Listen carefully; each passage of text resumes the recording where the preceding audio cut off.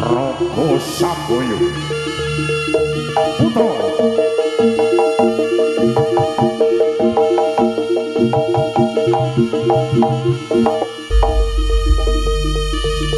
Jekar saking sakar palenggahan tumuju wonten ing sasana pagelaran ati tumuju wonten ing sanggar pamujan tumuju wonten ing kuku sing tupa kang kemelun kang gagahnya mangembar-ngembar tumuju wonten ing papan kiblat lima panjang kang dipun pageni dening Resang Buku apa minta marana grane Gusti kang gawe pepesih kodrat mugi candraning dening para kadang mitra sami kawis saking Sabingo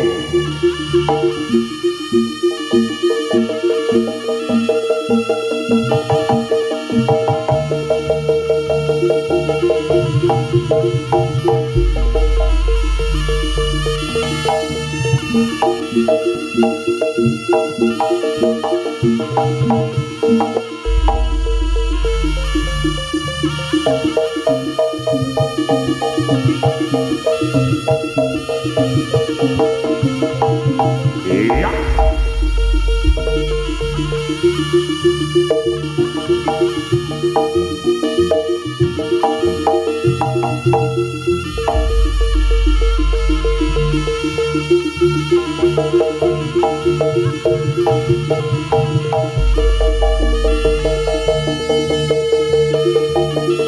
Rogo Samboyo Putra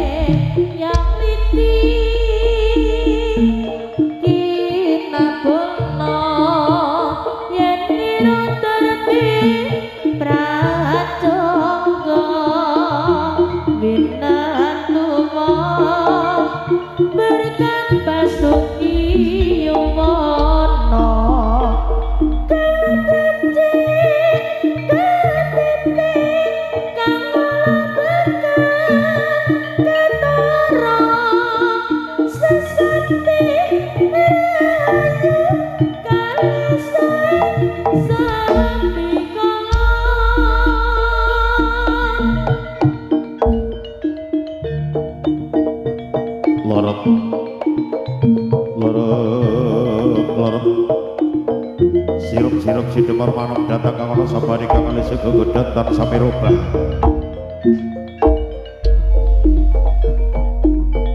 ingkang sadya datan lumamari sang bapa kang cemana wonten ing sasana pagelaran Jawi tumuju wonten ing sanggar pamujan tumuju wonten ing kuku sing dupa kang kemelun kang gandanya mangambar-ngambar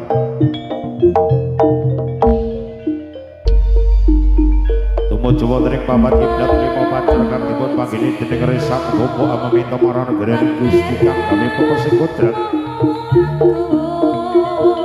mugi candraning dening para kadang mitra sami kawis saking Sabingo jagat alam saweku jasana laran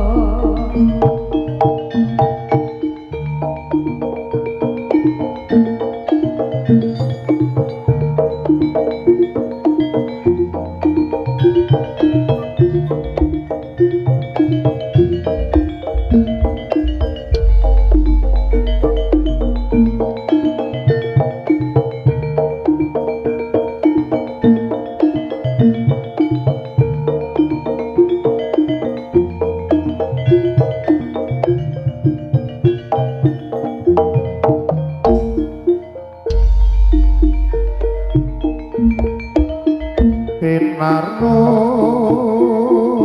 larase ora tangga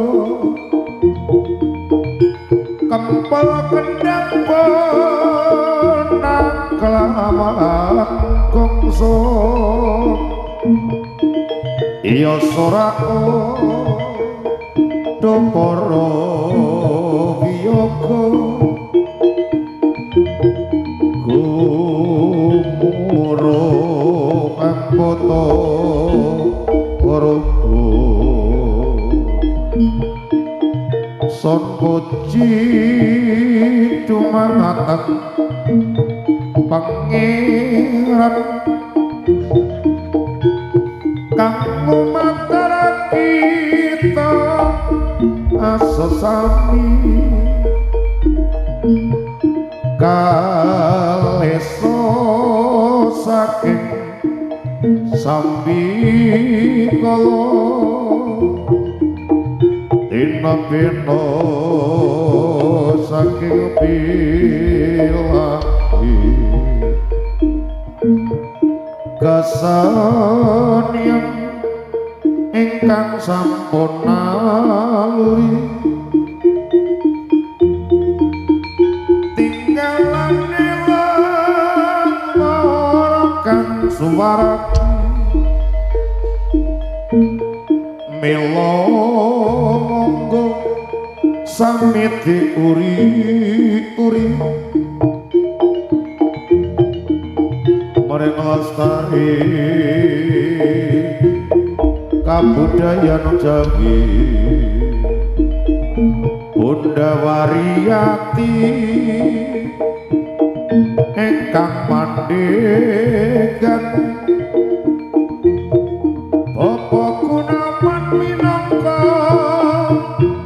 sasapokipun Araga Sambaya putra ingkang paringan asma ketami asli padhepokipun Duh Gusti kula nuwun pangayoman dumateng kawula sak rombongan Araga Sambaya putra nindakake pakaryan menghibur para kadang pirsawa Duh Gusti ingkang Maha Murah ingkang tansah krasa paring bebungan kita tansah aja lali manembah nanging aja amung sakwiya-wiya Araga Sambaya putra Araga Sambaya putra kalesa ing sambikala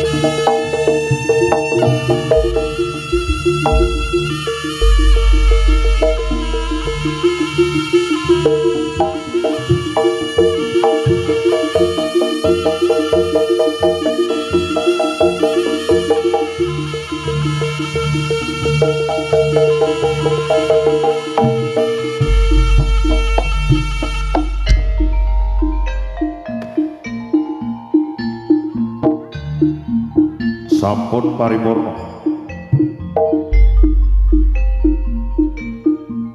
Ageng pare sang posir kantor pamujan lumampah tinebana sagungan sedaya jengkar saking sanggar pamujan. Jengkar saking sanggar pamujan sang bawa kami Jawa Mriki sasana pagelaran Jawi. Ingkang adep jegrak-jegrak kang sedangkan salepet mati ngadep gumasan nutupi babahan ho sang mata kaceponco indriya. Nasta pecut minangka pian dalam pari sang bawa kemobat kimibat sang bujang aren gadenian metelung kadya kluwu bebasan. Dipecetake bumi sigar marapat gunung jungkruk segur bakal asap. Apa marisa batake manungsa bakal dur tanpa dadi pawasan bisa bedah kawah condro hati mungku. Waraga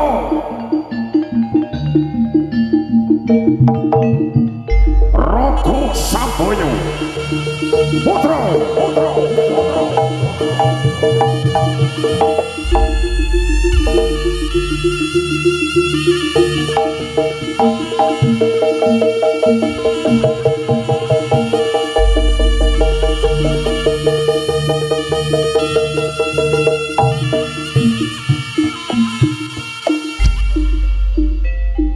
para tilok sida para datang kang rasa badhe kang kalih sega godhang tansah mirubah.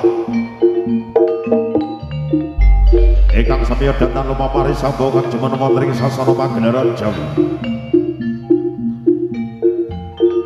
Ingkang asa punyat mila kopiat dalem pari sambung katon gumuri yen cinandra kadya bledhek mongso ketika bawasan sumundeling antaring sumundeling kayangan atapa kagete para Jawa Agung. Wonten ing kayangan sandal para dewa-dewi para aksara-aksari para widodara lan widodari kang sami tumeron wonten ing Ngarsapatra. Sigra agrawi sumbere gara-gara kenitraka giri-giri gara-gara sang Bapak Amamita Manargadaning Gusti kang gawe pepesing kodrat. Mugi candraning dening para kadang mitra sami kalis saking sampinga. Wah, Raga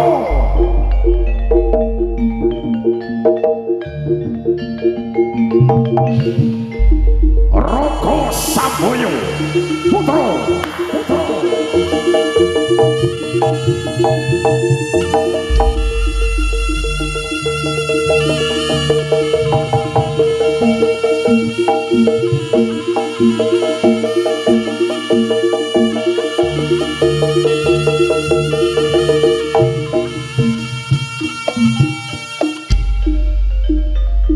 Surasudina Jaya kelatlah Guru Suprasta dening Pangasudi.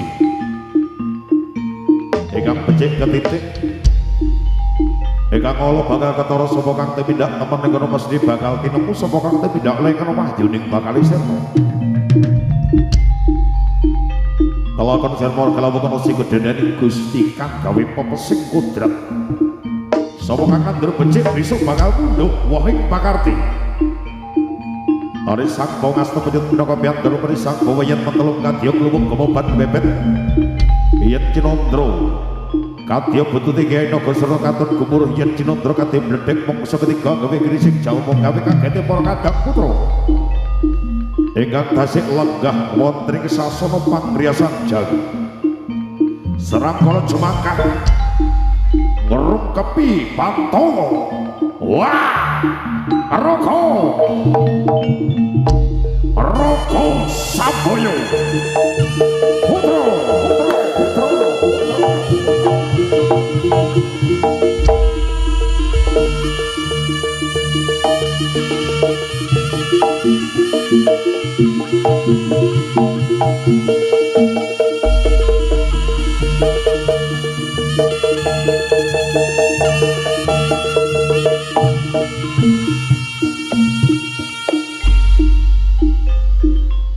Surasudina Jaya kang lan Guru Suprasta dening Pangasudi bebasan rawi-rawi ratas malang-malang diputung.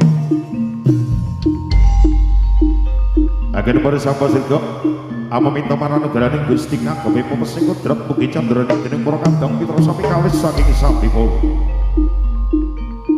Yen tono balak saka kidul bali omong kidul yen tono balak saka lor bali omong yen tono balak saka wetan bali omong etan yen tono balak saka kulon bali omong kulon yen tono asal saka angin bali dadi angin yen asal saka lemah bali dadi lemah yen tono asal saka banyu bali dadi banyu yen asal saka geni bali dadi geni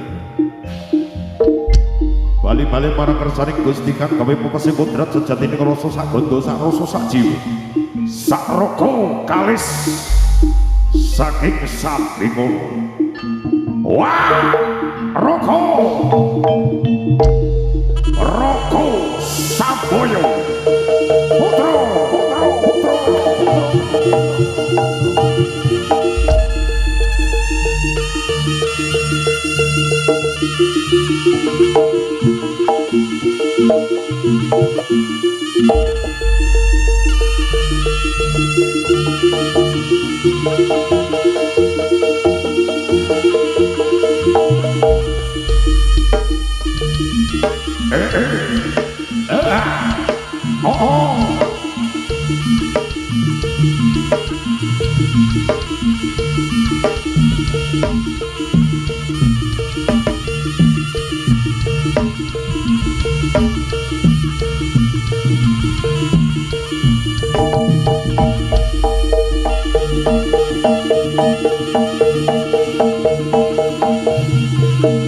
Raga Samboyo putra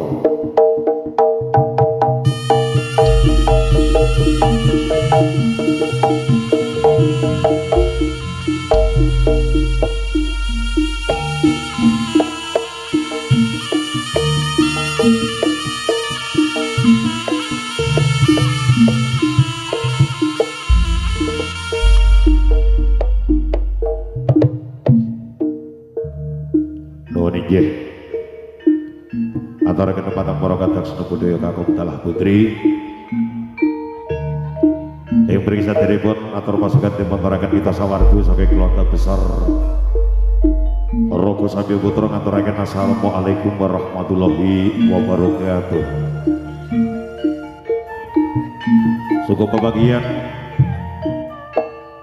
saking kita sawarga saking keluarga besar Raga Samboyo putra ingkang mijil saking kawasan Kelurahan Ketama Kecamatan Pesantren Kerambayu Kalaladan Kota Kediri kang dibawa Asuhan Pepunden Raga Samboyo putra Bunda Wariati ingkang dipun sesepuhi dening Bapak Gunawan.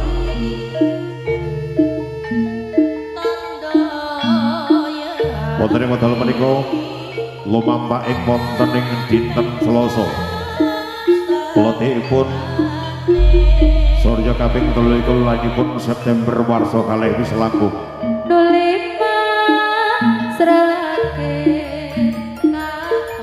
Kita sawarga katimbalan pundi dawuh wonten kawasan Dusun Sumbersari Desa Mojokedil Kecamatan Meronggot ingkang kabawa ing Laladan Kabupaten Nganjuk. Ing wekdal menika kita sawarga ngaturaken matur sembah nuwun sanget saking beliau pemerintahan desa, saking Bapak Kepala Desa, ugi saking Bapak Perangkat Dusun, ugi segenap panitia saking masyarakat kawasan Dusun Sumbersari Desa Mojokedil Meronggot Nganjuk. Mobil khusus saking beliau Bapak Tim Keamanan yang Terpadu, saking Bapak Kepolisian, ugi saking Bapak TNI. Yang beri kita sarankan saking keluarga besar Raga Samboyo putra ngaturaken matur sembah nuwun sanget ingkang sampun paringi wedal saking paguyuban keluarga besar Raga Samboyo putra rawuh wonten kawasan Dusun Sumbersari Desa Mojokedil Meronggot Nganjuk. Iki semenika kita sarankan derek Mahayu Bagio wonten di tengah menika siput kanthi hajat memperingati HUT ing kemerdekaan ingkang kaping 80 tahun. Mugi-mugi bangsa kita tetap jaya, jaya selaminya. Mugi panjenengan sedaya masyarakat kawasan Sumbersari Mojokedil Meronggot, panjenengan sedaya dipun paringi panjang umur, dipun paringi kesehatan, rezeki ingkang lancar. Mugi dalam lindungan Allah Subhanahu wa taala. Allahumma amin. Hebat dalam menikah mboten kata lepen agen kalau ngatur Allah selaku wakil keluarga besar Raga Samboyo putra mbok bilih mboten kledak-kleduk ing ngatur utawi tumpang sawi kalau nyuwun pangapunten ingkang tanpa pepindhan kusutut kakang bapak dalah ibu ingkang tansah babi mulya. Ibrgi saking paguyuban hanapun ngaturaken sugeng winar ingkang sakeca sugeng mirsani ngantos titipunanipun pangendaran kita sawarga nyuwun donga pangestu mugi candraning dening para kadang mitra sami kalih saking sami kala para sami putra ngaturaken nuwun nuwun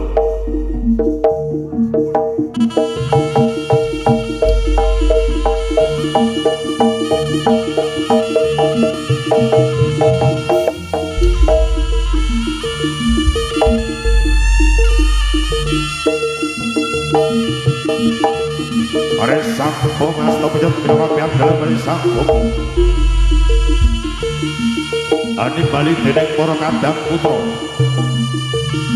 Egang pasir lenggah wontening sasana busana Lumamak wontening sasana pagelaran agung Resang bawa gedruk bumi kating tiga Amrita maranugrahane Gusti kang gawe pemese kodrak Mugi candraning dening para kadang mitra sami kalih saking sami kala. Wah! Rogo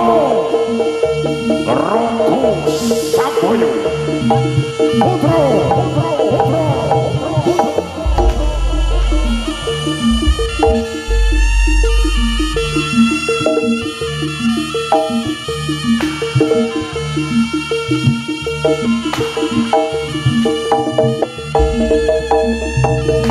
Saking sasana busana mampak wonten sasana pagelaran Jawi.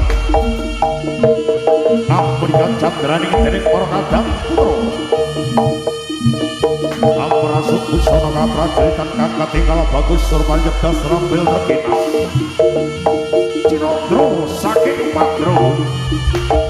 Cepelorot candraning Cinondro kadya lintang Bimo Sekti.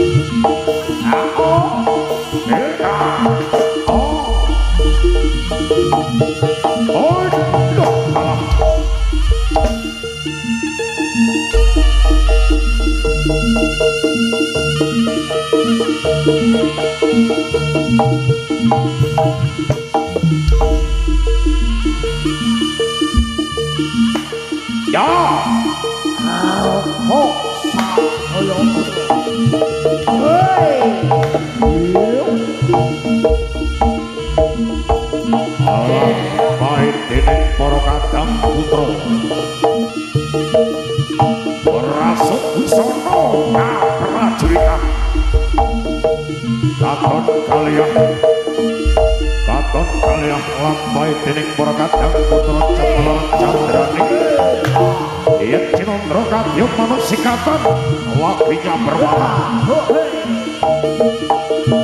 yo jos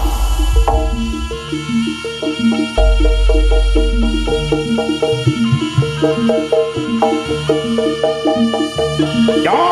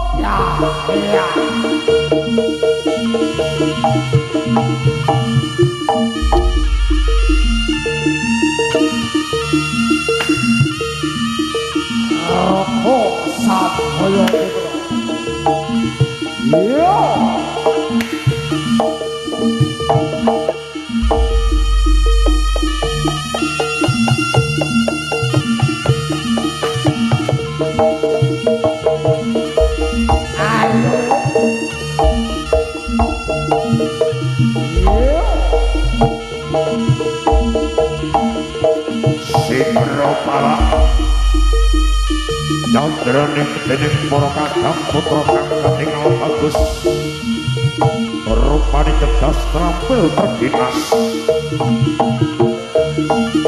Cinondro saking Padro cepelorot candraning Cinondro kadya lintang Panjerino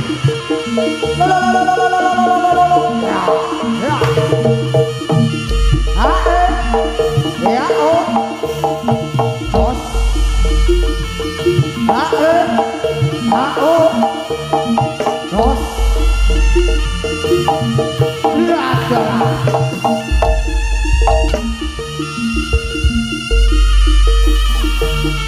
Wangi auku.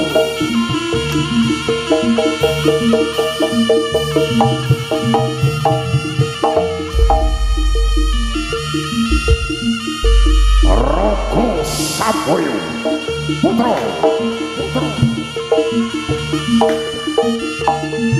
Ketembak Mijel saking Sasono Pagria Sanjal Lumapak wondring Sasono Paglaran Candraning Dening para kadang putu Cinopro saking Madro Kaliah Yen Cinondro Kadya bulus kemambang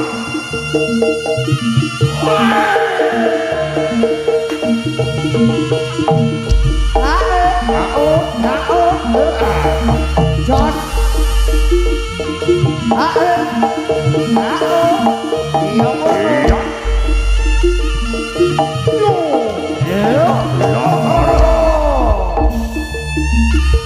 Roko Sapoyo Putro.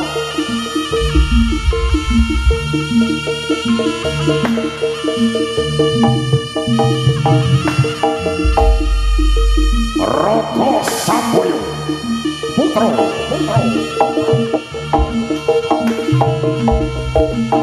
Bapak dening para kadang putu kang katingal bagus rupane cerdas rampil tergitas sumber jajana cerdas pawarane pandi sisaning barendo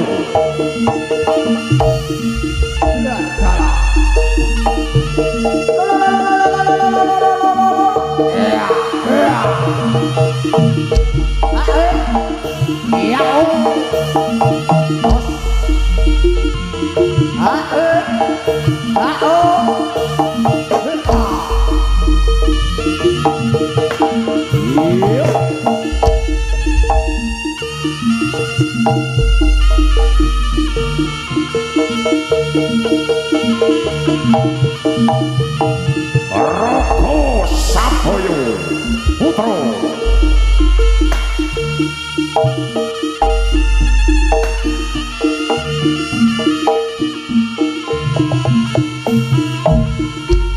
Lopai dening para kadang putra hati Tronggo Prasut Busana Kapradirita Gabyak keplorot yen Cinondro Kadya selo blegede selo kangaran matu blegede karo sepocan katingal merapung candrani Cepelorot candrani Cinondro Kadya lintang Bimo Sekti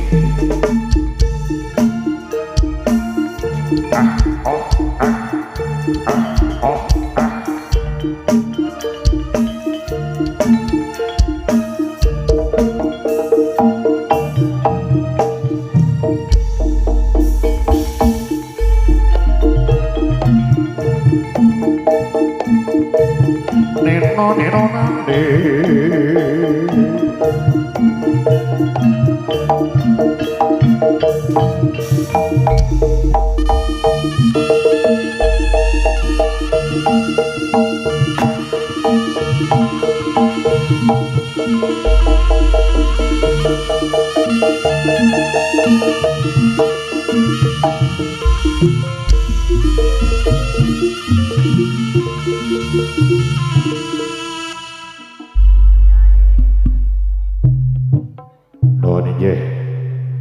Ataraken patang para kadang sena budaya kakung dalang putri mereka kebarkan dening para kadang putra Handitih Tronggo kang kebarkan kudoge pangcacapun nemtai nem sak kembaran pramila kados pundi prahipun emi kita sarga ngaturaken sugeng pinarak sugeng mirsani ngantos titipunanipun pagedaran kita sarga nyuwun donga pangestu mugi candraning dening para kadang mitra sami kalis saking sapingala ing pasana para tantama raga sami putra lumaksana magita ing baris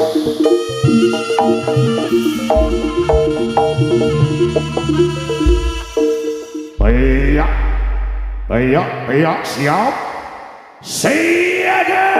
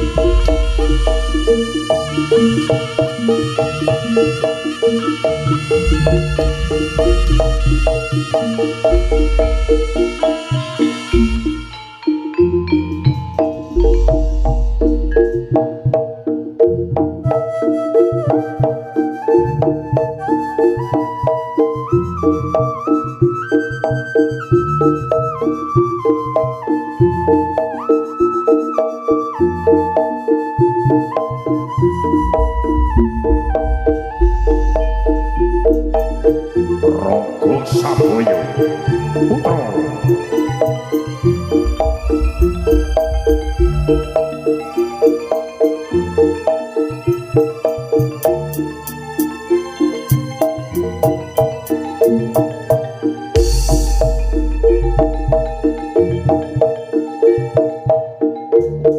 upama aku rawati dosa loro tak walas loro kaya taku sing tak tampa nanging aku ora mentolo upama aku ra duwe rasa aku lilo kowe karo liya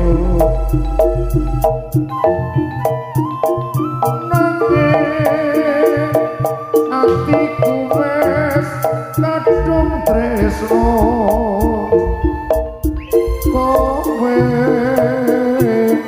milih tresno liya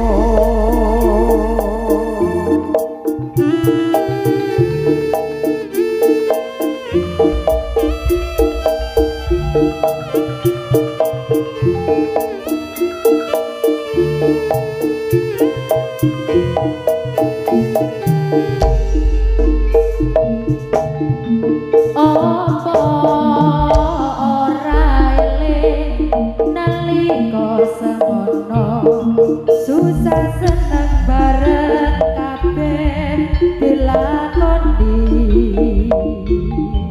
eling mbok yo kowe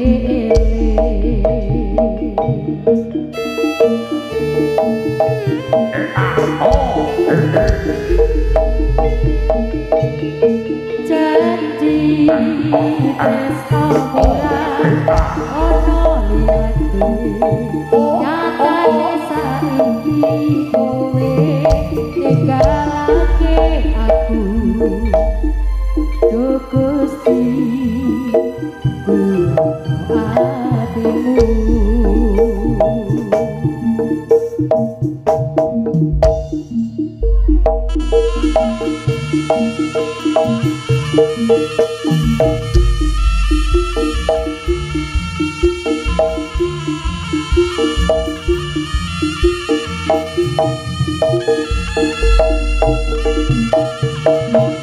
iya oh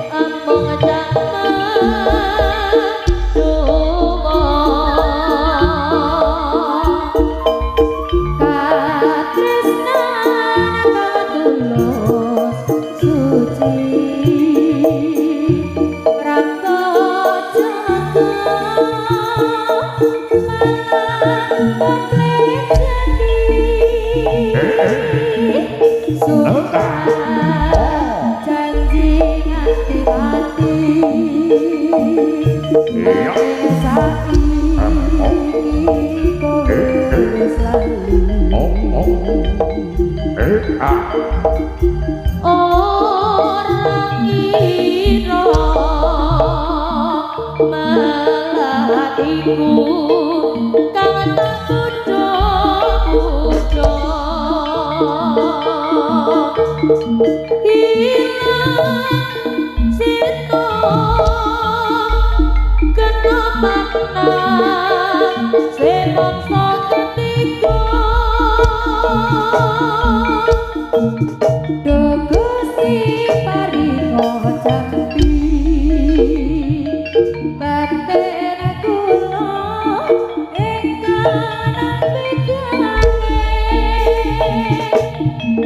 nadyan boten saged tanding nanging ati kula tansah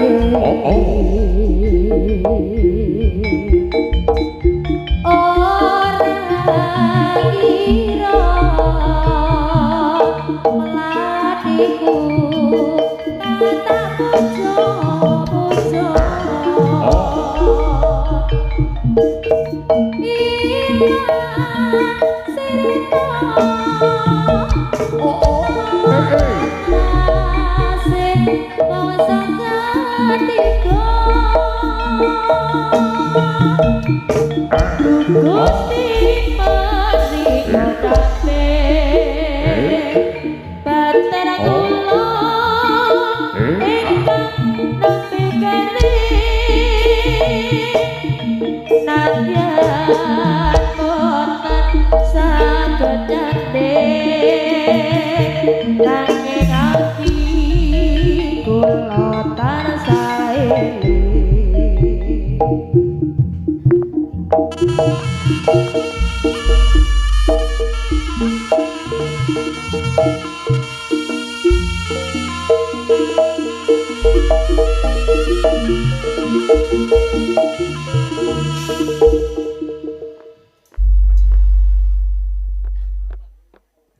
ngaturaken patang para kathah sepundi kakung telah putri menika kembarken dening para kadang putra ingkang kembarken godhongipun pangcaca wonten tanam sakembaran ingkang ngatur panglipur wonten ngarsa panjenengan sami. Demi kita sarega nyuwun donga pangestu mugi candraning dening para kadang mitra sami kalis saking sampikala. Jaya jaya wijayanti, jaya kang lebur suprasta dening pangastuti hayu rahayu kalis saking sampikala. Roko Samboyo Putro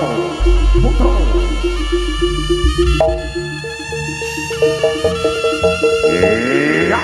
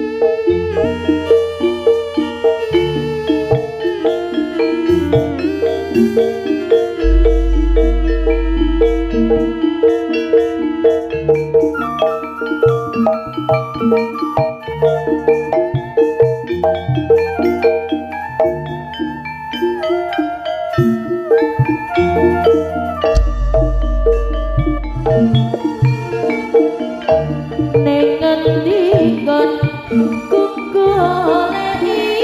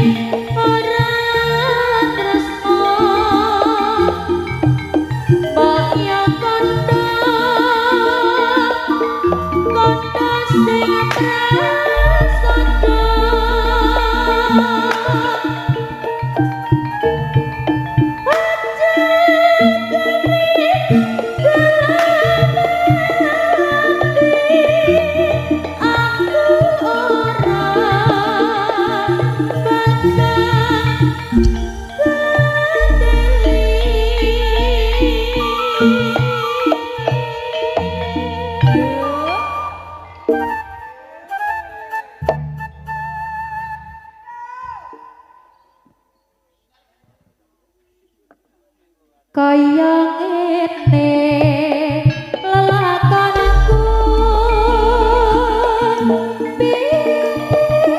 apa kok dadak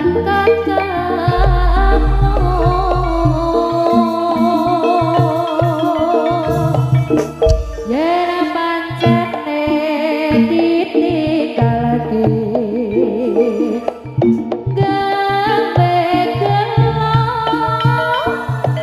aku selase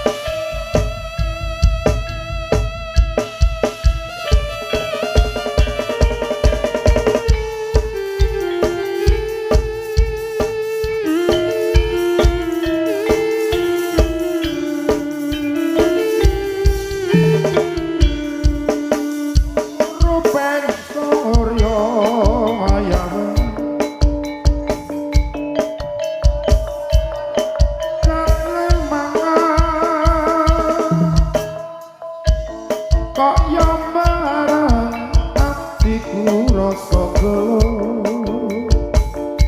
tembang tresnaku ilang posporo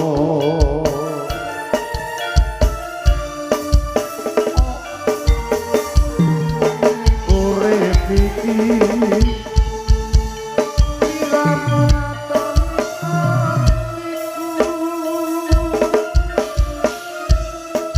kono urip iki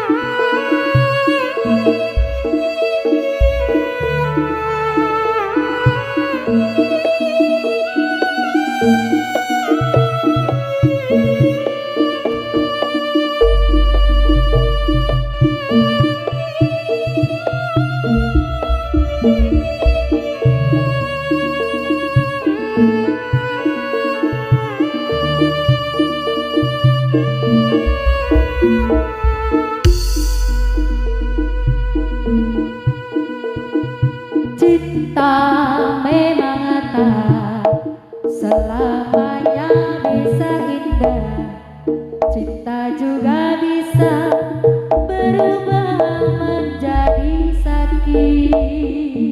iya Begitu ya ku rasakan kini perih hatiku tinggal kehancuran.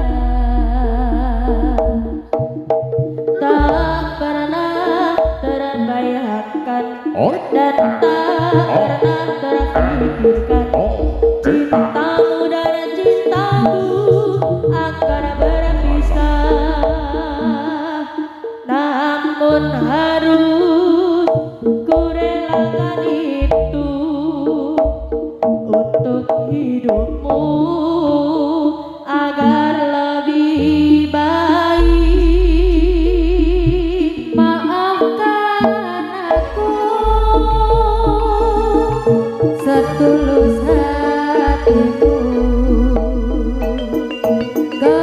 bagian diriku itu bukan dari pikiranku. Terima saja dengan bukti ada yang lain dari orang tuaku. Jangan bersedih dengan keadaan ini. Jika kamu menangis, aku juga ikut menangis. Terima saja semua ini ku lakukan untukmu.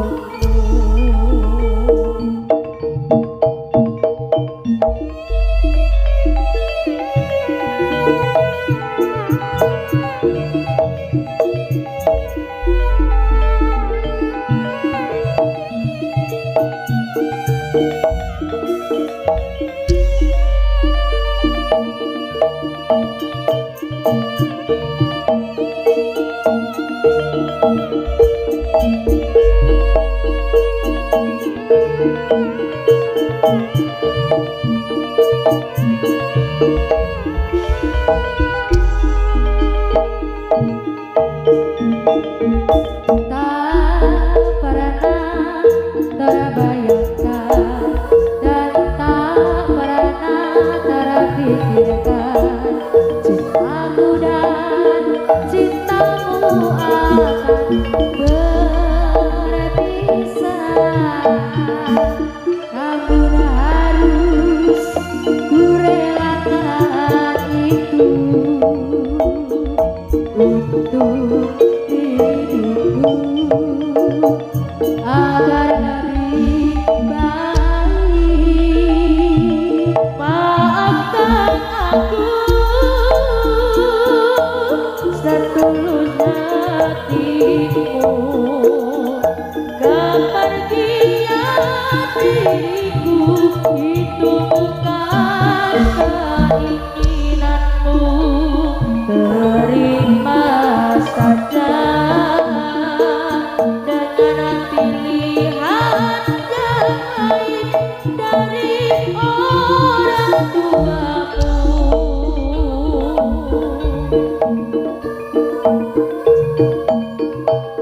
Jangan bersedih dengan keadaan ini.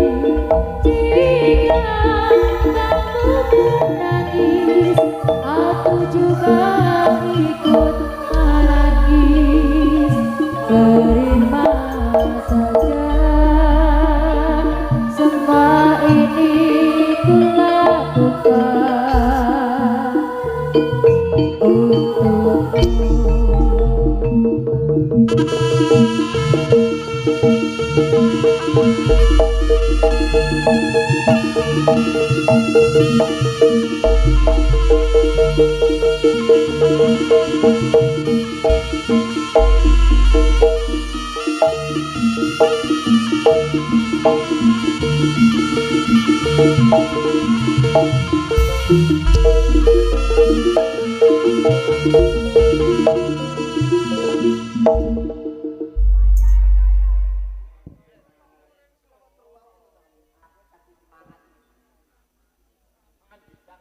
Oke, diucapkan selamat siang untuk kawasan Sumber Sari, Mojo Gendil, Ngeronggot, Nganjuk, Jawa Timur. Suatu kebahagiaan di kesempatan siang hari yang sangat luar biasa. Diucapkan dari beribu-ribu terima kasih dari beliau Bapak Pemerintah Desa, dari Bapak Tim Keamanan yang terpadu, dari Bapak Kepolisian, juga dari Bapak TNI, antarakan matur sembah nuwun banget yang sudah memberikan waktunya. Dari keluarga besar Rogo Sabio Putra hadir untuk memberiakan dalam rangka kebiar kemerdekaan Republik Indonesia di kawasan Sumber Sari, Mojokerto, Ngeronggot, Nganjuk, Jawa Timur. Dan juga siang hari ini ada mitra kerja yang sangat luar biasa, Pelangi Pro Audio Rental, antarakan matur sembah nuwun banget, dan juga Liana Audio Rental. Terima kasih. Yuk dikasih untuk menemani panjenengan semuanya bareng diva-divanya Indonesia bareng all RTC Roko Samboyo Putro.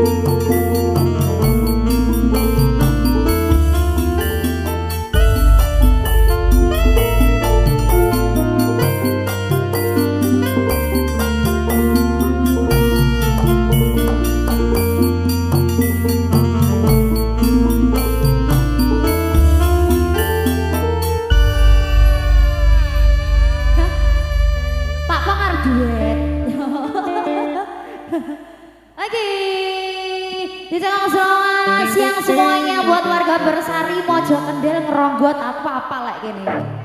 Apa lah gini. Tonggo desa warga. Oh, so. Mas Nana. Oke. Mas Wan. Mbok sambil mancing. Tetap sapi ini pun saya di panglepore manaka ke Bapak Dalah Ibu Ingkang Dahat satu kinurmatan yang mriki salajengipun atur pasugatan Ogo Tigo yang bar kemedalipun Patih Pujangga Anom ya sinebut Bujang Anom. Nggih Kang Parti pripun niki? Nggih monggo. Cek. Baik, assalamualaikum warahmatullahi wabarakatuh. Sekali lagi assalamualaikum warahmatullahi wabarakatuh. Rogologi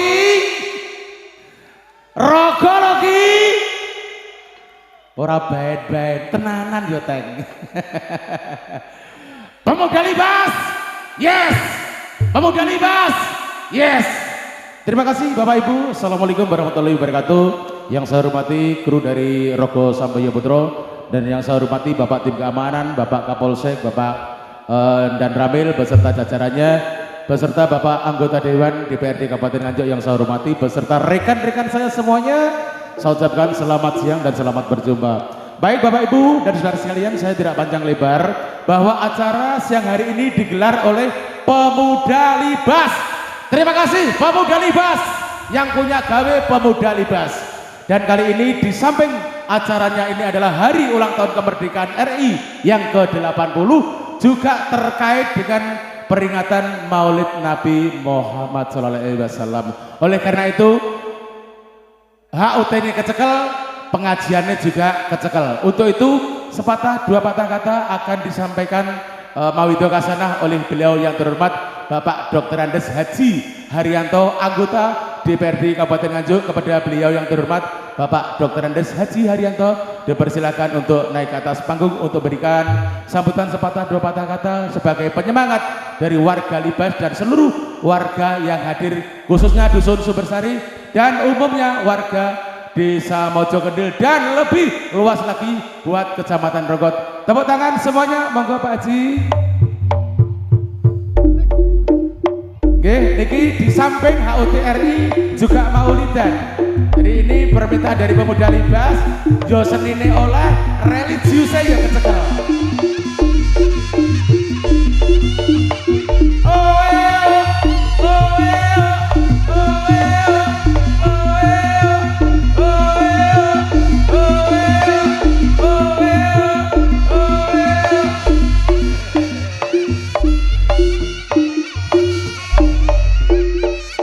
Kok dikira yang ini aku.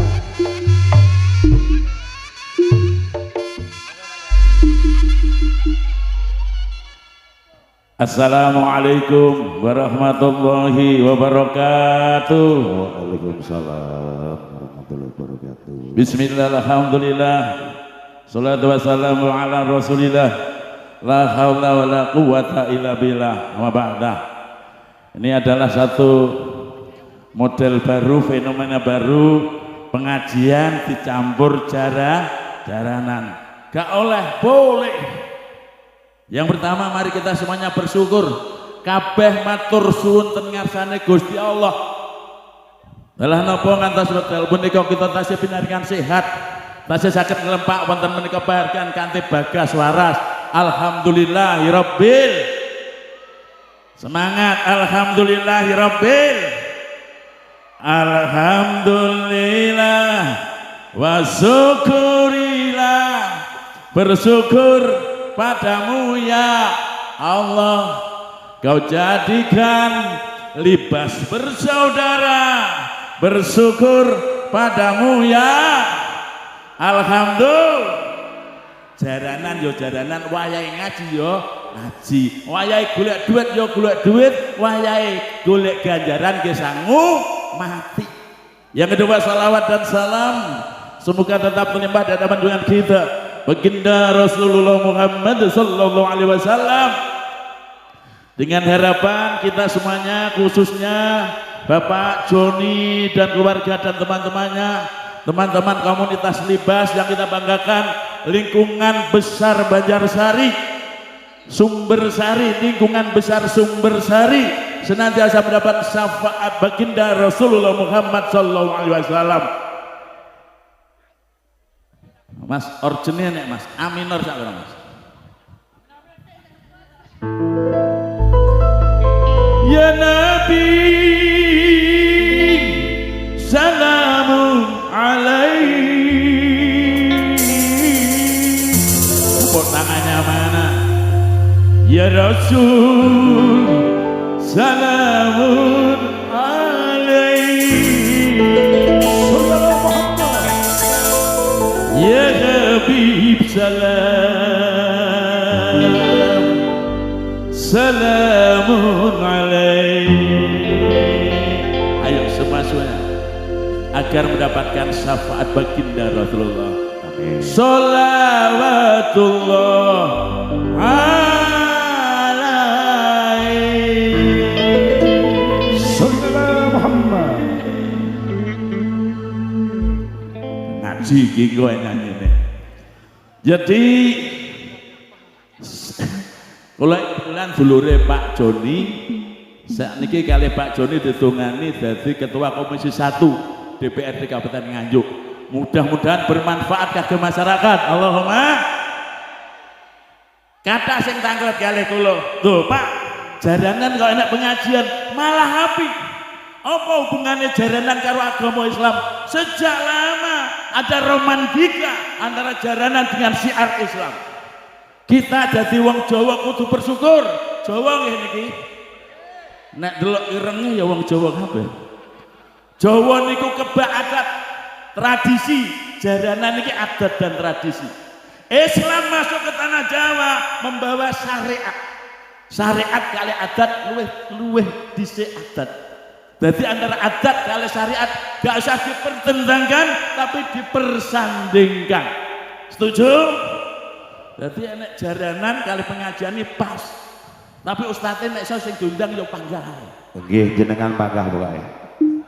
Kenapa? Dulu zaman syiar Islam jeung Sunan Kalijogo, Sunan Kudung, dia mengingatkan fasilitas jaranan untuk syiar Islam. Akhirnya kita mengenal lagu sing jenenge gundul-gundul, cublek-cublek, seluku-seluku.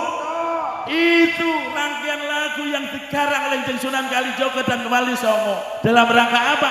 Untuk syiar Islam. Syiarnya pakai apa? Pakai tradisi jaranan wayangan. Sehingga ojo kaget, nenek jaranan dicampur pengajian, ada kolaborasi. Ojo lali karo adat. Sallallahu Muhammad.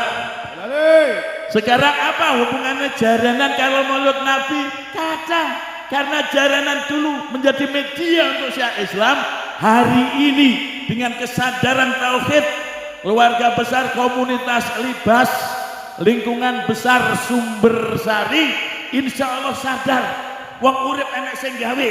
Kita kenal Islam berkat baginda Rasulullah, bulan Maulud, bulan kelahiran baginda Rasulullah. Libas sadar ikut memperingati hari kelahiran Nabi. Kita bersenang-senang karena lahirnya baginda Rasulullah Muhammad dengan menghadirkan seni tradisi Ronggo Samboyo Putra. Gak iso didebat, nyambung antara Islam kali jaranan kali maulud Nabi. Mudah-mudahan dengan fadilahnya mulut Nabi, kabeh kanca-kanca libas uripe sejahtera, rezekine kathah, lakuane dadi wong sing genah, sing urung entuk bojo ndang entuk jodoh, sing wis duwe bojo wis prai nek ngelsi. Mas, G mas, G minor mas. Semua nyanyi ya. G. Kalau saya bilang A, jenengan bilang E ya yo ya. Yo, mau tak tukok nih daster. Ha ha ha ha ha. Ayo semua.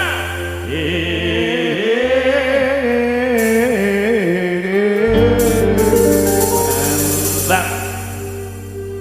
Kalau saya bilang E dengan A ya. He he he he he.